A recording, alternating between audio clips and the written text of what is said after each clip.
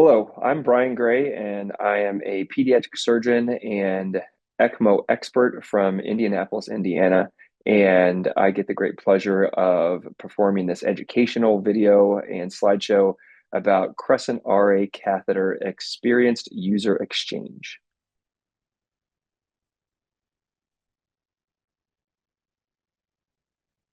The purpose of this talk is to, number one, discuss neonatal VV ECMO. Why do we care? Number two, we want to talk about Crescent RA catheter design considerations. Thirdly, I would like to discuss experience and key learnings about use of the cannula. And finally, discuss a little bit more about the technique of right atrial VV ECMO cannulation in our smallest patients. First of all, let's talk about neonatal VV ECMO. Why do we care? If you look at this graph of data from the Extracorporeal Life Support Organization Registry from 2000 to 2021, you can see that overall neonatal respiratory ECMO has maintained a fairly steady use in the last 20 years. However, when we separate out the veno-veno and veno-arterial runs, we can see that there's been a distinct drop in VV ECMO use from about 2016 or 2017 through 2021 in both the US and international sites. So why do we care about VV ECMO for our small patients with respiratory failure? First of all, using a single vessel or two vessels helps us to avoid the carotid artery when we're thinking about veno-venous ECMO. There's no need for cardiac support. It reduces the risk of neurologic injury, stroke, and bleeding. Percutaneous cannulation for one vessel can be quicker and less complicated than open, and there's no need to worry about carotid cannula becoming dislodged during this procedure. Additionally, and most importantly, the patient can maintain normal carotid flow into older age with no need to ligate the carotid artery or to reconstruct a ligated artery. So now let's talk more about VV ECMO cannula in general. When we think about using a single vessel with a dual lumen cannula, there have been two historic VV cannula options for our smallest patients. The first was the Origin reinforced dual lumen catheter from Origin Biomedical, and the second was the Avalon Elite bicable dual lumen catheter from Katinka. Both had acceptable flow parameters with adequate flow and limited recirculation. However, there were differences in design, cannulation technique, and the risk profile that led to difference in use between different centers. The Origin catheter became unavailable since 2017, and the Avalon catheter is still in use. However, there have been some concerns about the IVC tip location and placement in general. This has led us to reassess how we care for our respiratory ECMO patients, particularly in the smaller patients. This led us to the design of the Crescent RA catheter and its unique design considerations. For centers such as mine that used a right atrial dual lumen cannula for all of our neonatal VV ECMO, we were left with no cannula to use for those patients in respiratory failure and transitioned over to VA ECMO primarily. However, with this hole in the market and the need for a new right atrial cannula, the MC3 company and Medtronic stepped in order to design us a new cannula, which was the Crescent RA dual lumen cannula. They designed this based off of the considerations of the Crescent bicable cannula that came in the 24 through 32 French sizes. What they did with the Crescent RA dual lumen cannula for the right atrium is they miniaturized it and they took it down to 13 through 19 French sizes. There are many similar design considerations, but just miniaturized it for our smaller pediatric patients. Now we'll talk a little bit about the design rationale and some very important components. We'll talk about how we secure the cannula, flow through the cannula, unique placement of the cannula, and flexibility to place it either through an open or a percutaneous approach. First of all, this cannula comes in a right atrial design with the tip meant to be placed in the right atrium. The cannula comes in 13, 15, and 19 French sizes, and is similar to some of the other right atrial cannula that have been designed in the past. We have a flexible placement technique option that comes with the cannula. First of all, there's an introducer that is meant to be placed in a percutaneous Seldinger technique. Second of all, it comes with an obturator meant to be placed in an open technique if the surgeon chooses to use an open cut down technique similar to what they might do for a single lumen venous cannula. Second, we have these design features that actually place radiopaque markers on the cannula itself, so we can easily see the cannula during fluoroscopy and daily chest x-rays. We have these radiopaque markers made of a special metal called tantalum that show up in the superior vena cava and right atrium. We see here in the blue box, the right atrial zone shows us an L-shaped set of markers that are meant to be in the upper right atrium just above our reinfusion port, and another set of markers at the very tip of the cannula showing us where the tip is in real time. Another design feature of this cannula is the durable securement with multiple ways to secure the cannula to the patient's neck. First, we see the optional suture collar, which is this white removable suture collar. I usually place this on the patient's cannula if there is some space between the insertion at the vessel and the integrated gold suture site. This allows us to secure the cannula itself without tying around the metal wire-bound portion of the cannula. Next, we have an integrated suture site that is gold reinforced and allows the surgeon to tie down as tightly as they want to without breaking the cannula. Next, we can place sutures at the bifurcation zone. And finally, if the surgeon really wants to, they could place some sutures on the connectors. However, in most of my patients, I find that the connectors are usually too high in the patient's head in order to really secure them well there. The packaging comes with some very specified contents. Whenever I place the cannula, I open up the packaging on the back table with my scrub nurse, and I go through all of these components to make sure everyone in the room knows what we're looking at. First of all, we have the cannula. Right next to the cannula, you can see there is a suture collar that can be used, which I just mentioned. There is a short tapered dilator that's specifically made for this cannula. We have a stylet that's meant to go down our introducer or our obturator when we're placing it into the cannula. And then we have an introducer, which has a hole in it to allow for a percutaneous Seldinger technique, and an obturator that is blunt tipped and allows for open technique. A couple of things that don't come in this kit would be a guide wire in order to help you place your cannula through a percutaneous technique. It's very important to know that there are two different size guide wires that are required if you're going to have the whole line of the Crescent cannula. If you have the 13 and 15 French Crescent RA cannula, you need a smaller wire, which is a 0.025 or 0.018 inch wire. In my cannulation cart at my hospital, I have the Medtronic Pediatric kit that is this one with the 0.025 inch wire. However, if you're going to place the 19 French Crescent RA cannula, you can use a standard size J wire that's the 0.038 or 0.035. In the Medtronic Opus Vascular Access Kit, you get this size of a wire along with a whole selection of dilators.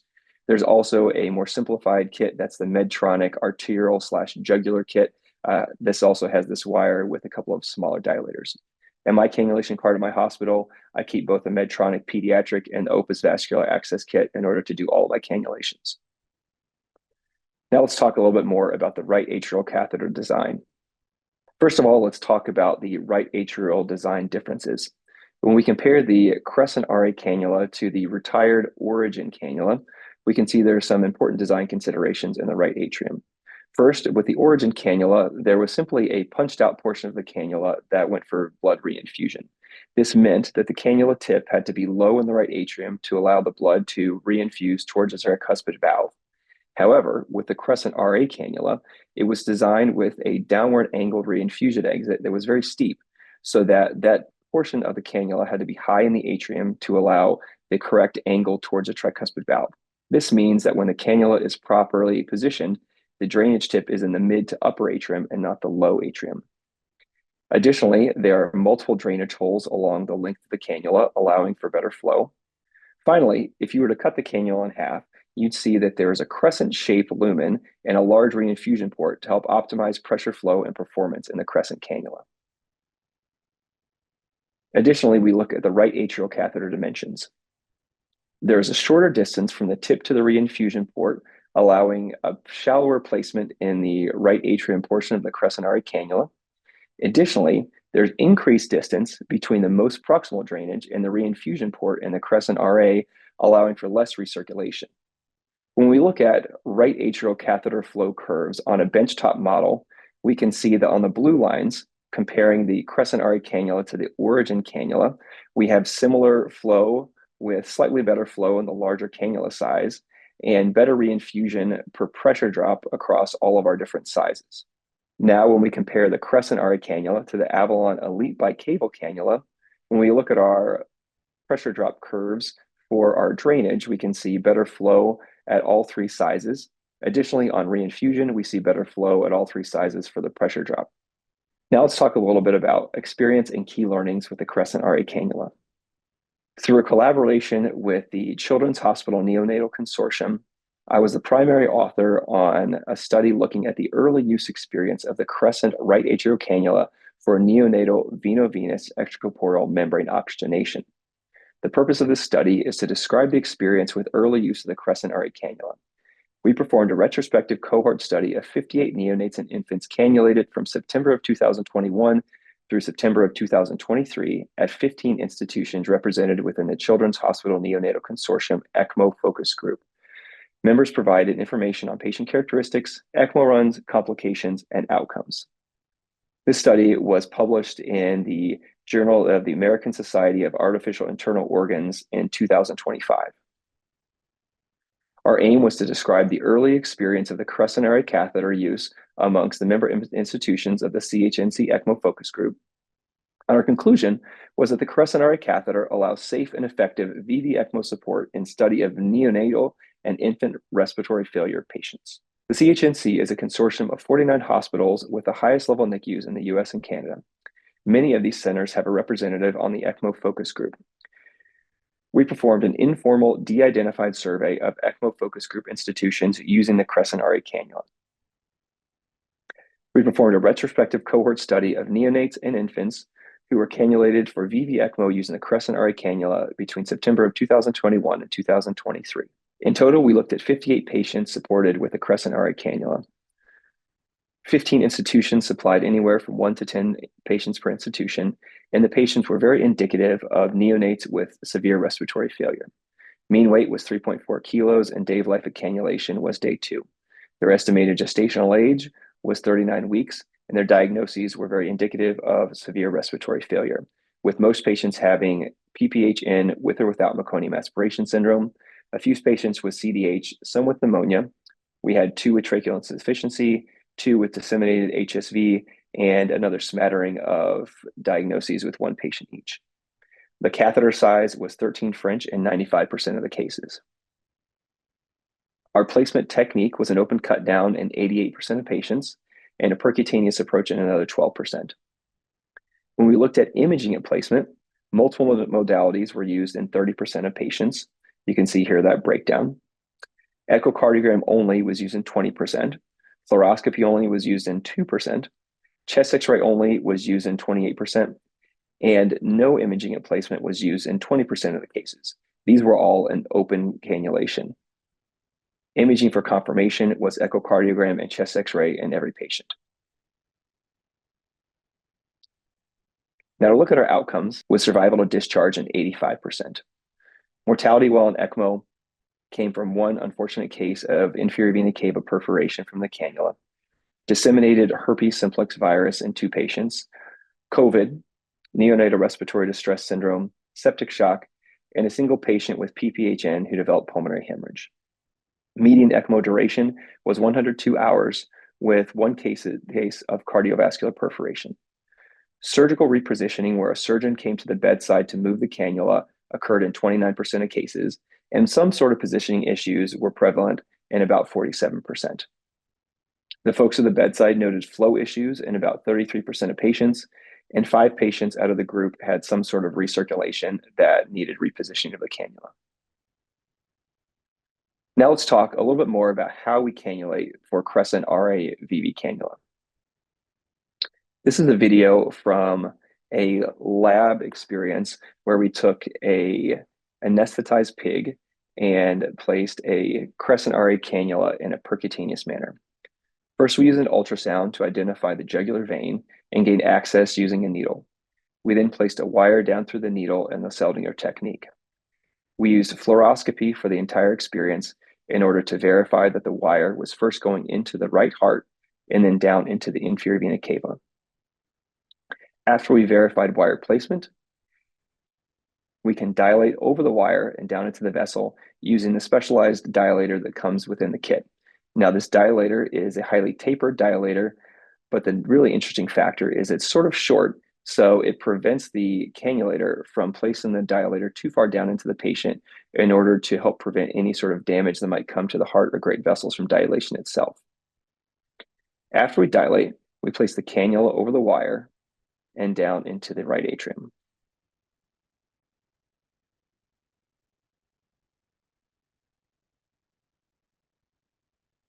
We bring the wire out through the end of the cannula, and then we'll easily advance the cannula over the wire and down into the vessel. We do this under live fluoroscopic guidance. As you can see here, the cannula is advancing over the wire and down into the atrium.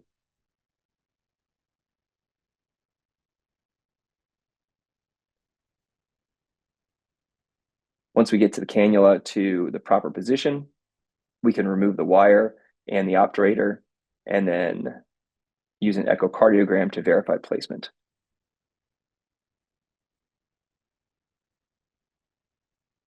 You can see in this case, we had to advance the cannula all the way to the hub, but sometimes the cannula needs to be off of the patient's neck just slightly. Correct placement involves us using fluoroscopy to verify the stacked dots being on the patient's right side of the image. Incorrect placement would mean the stacked dots being on the left side of the image.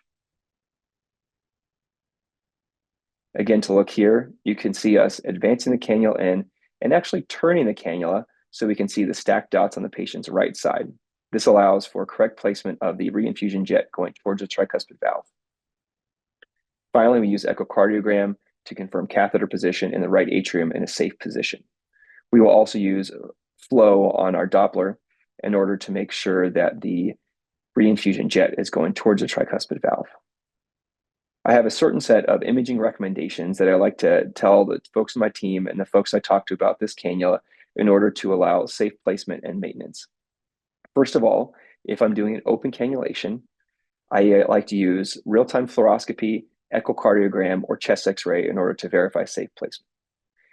If I'm doing a percutaneous placement, I'll use fluoroscopy and echocardiogram in order to maintain safety and make sure I get in the correct position. In general, I want to place the tip of the cannula quite high in the atrium and adjust the tip under echo guidance to find the perfect spot. I then verify placement by first getting the patient in a neutral position and verifying that the cannula tip is in the mid-atrium and the reinfusion jet is going towards the tricuspid valve with both echocardiogram and chest x-ray. Once we get on ECMO support, it's really important to do daily and maybe multiple times a day maintenance of your cannula in order to make sure it's in a good spot. For me, I like to do at least twice daily chest x-rays, especially for the first 3 days of ECMO support. I get a chest x-ray with changes in lung recruitment, major position changes of the patient, transport, and after any procedure. And very early on, I'll get a formal echocardiogram every day. And then I'll have a very low threshold for echocardiogram if there's any suboptimal flow. Finally, patients with this cannula in place need to have fairly deep level of sedation to prevent abrupt patient movements that could cause displacement of the cannula. To discuss some pitfalls of placement, first of all, we need to think about percutaneous placement and what happens with the wire. Now, when we're dilating over a wire, even if the wire tip is down in the inferior vena cava, the wire itself could loop into the right atrium of the right ventricle. So we need to have real-time imaging of the wire with either fluoroscopy or echocardiogram in order to verify that the wire isn't looping. Additionally, if we don't have the wire down in the inferior vena cava, it could slide into the right atrium or right ventricle, and that could lead to difficulty with placement and potentially even lead to damage to the heart or great vessels. Ideal wire placement would allow the wire tip to be in the inferior vena cava and down past the hepatic veins. Additionally, we want to watch the wire during all of our dilations and cannula placement to make sure there's no looping of the wire. Then we have to think about how deeply we place the cannula. If we place the catheter too low, we could cause vascular damage. If we place the catheter too high, that leads to episodes of recirculation and desaturation with suboptimal support. Ideally, our cannula tip would be in the mid to upper atrium, with our reinfusion jet being just inside the right atrial SVC junction. Finally, we want to look at catheter orientation. As we can see here on this radiograph, we can see the stacked dots in the right atrial zone to the patient's right with a single dot to the left, making an L-shaped formation. This is the orientation we want to allow the reinfusion jet to go directly down towards the tricuspid valve. Now in this image, we see that the stacked dots are on the patient's left side. This will allow the flow to go toward the lateral side of the atrial wall, and it will lead to suboptimal support of the patient. So now let's talk about some imaging guidance in order to make sure our cannula is in the correct position. If we look at our radiograph on the left side, we can see proximal drainage markers up in the superior vena cava, our reinfusion port markers in the upper right atrium. You can see the stacked dots on the right and the single dot on the left, making the L-shaped formation, and the drainage tip marker being in the mid-right atrium. Now, it's hard to tell exactly where this cannula is until you get an echocardiogram in a situation such as this. So on the right side is a representative echocardiogram. That's not the same patient, but it shows you the cannula coming in from the image's right side, which is the superior vena cava, into the right atrium, and now down into the inferior vena cava. So with this radiograph on the left, the cannula looks like it's in a good position. However, if I were to look, say, at this echocardiogram on the right, the cannula looks a little deep. Now, as I said, these are different patients, but I would really trust the echocardiogram more than the radiograph in order to tell me the exact position of the cannula tip. Now let's go into a case study. So the question here is, are we going to see Crescent RA tip migration from the catheter itself or from the patient? It's all about surveillance. So in this example, one of my patients aspirated a peanut and had a blocked left mainstem bronchus. Additionally, they developed a large pneumothorax on the opposite side due to overpressurization from ventilation. So what we did is we emergently placed him on VV ECMO using a Crescent RA cannula. And you can see this radiograph here from our first X-ray after we placed the cannula. You see there's a large pneumothorax on the right side, and the diaphragm is slightly flat and towards his feet. Now in this image, I've placed a chest tube in the right chest, and we can see that the air is out of the chest, leading to the diaphragm and heart having risen. If you look at the cannula tip now, you can see the cannula tip looks much lower in relation to the heart than it did previously. So I used our POCUS at the bedside to get an echocardiogram, and I can see that the cannula tip is now at the right atrial IVC junction and not in the right atrium where I would like it to be. I use Doppler flow, and I can see that the red jet going back into the patient is going partially towards the right atrium and partially into the inferior vena cava, indicating suboptimal reinfusion flow. So what I did is I came back to the bedside and under echo guidance, pulled the cannula back until the cannula tip was now in the correct location. This patient did well and came off ECMO a few days later. In our second case, again, we're going to look at a case where the cannula tip migrated and try to decide if it was the cannula tip or the patient. So here's an image of a patient with respiratory failure and a 13 French Crescent RA cannula placed. We can see that the cannula looks in good position on X-ray, and it was verified by echocardiogram. Now, 10 hours later, the lungs have been de-recruited, and the diaphragm and heart have risen in relation to the chest wall. Also, if you look at the cannula tip, the tip itself has gone down about 1 or 2 rib spaces in relation to the ribs. So this indicates that the cannula has migrated and the patient's anatomy has changed, so that now the cannula tip is in the inferior vena cava and an improper spot. In a third case study, we had a patient cannulated with a 15 French cannula, and we can see fluoroscopy and echocardiogram images showing the cannula was in a good spot. However, when they sutured the cannula in place, the venous pressure in the ECMO circuit showed a -40 with the cannula tip abutting the eustachian valve seen in echocardiogram. They pulled the cannula back, got into a good position, and got good flow. However, the next day, once the lungs were de-recruited, an X-ray showed that the cannula tip was now pointing towards the left chest and potentially into a dangerous position. Echocardiogram showed the cannula tip actually slipped through the tricuspid valve and into the right ventricle, even though there were no flow disturbances in the ECMO circuit. So again, the patient was repositioned and the cannula was able to be brought back into the right atrium and laminar flow was returned. This patient did well and came off ECMO 2 days later.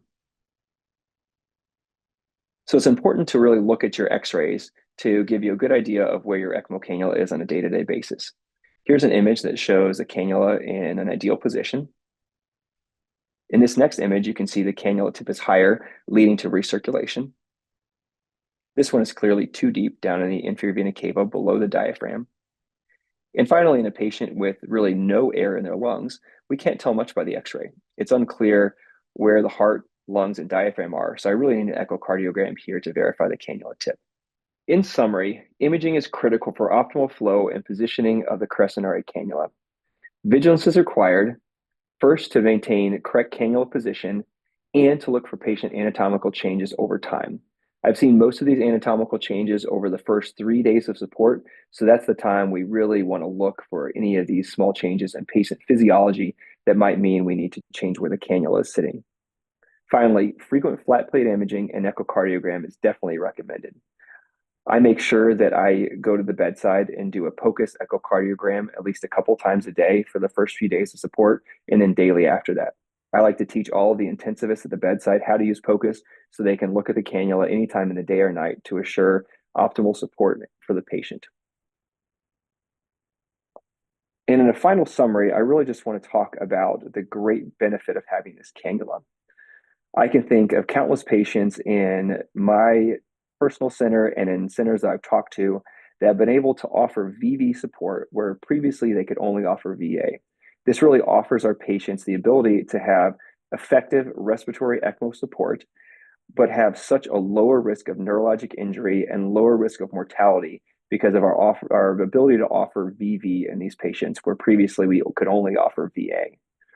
I think that there is a learning curve involved with using the Crescent RA cannula, but once you make that commitment to your patients to learn how to use this cannula, it's a really great device in order to offer that support and to give the patients the best chances possible to coming off ECMO and having great neurologic outcomes.